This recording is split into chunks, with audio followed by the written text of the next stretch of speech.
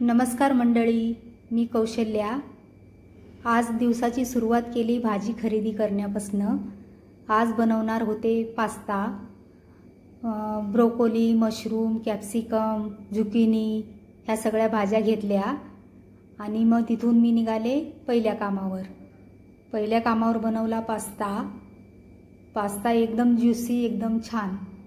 हे बघा, आणि पास्ता दिला मग आजीला खायला। आजींनी मला आशीर्वाद दिला, अन्नपूर्णा सुखी भव।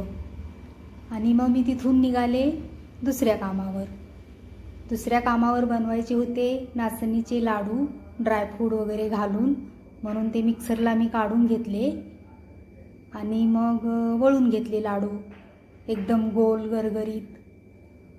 आणि तिथून निघाले मी तिसऱ्या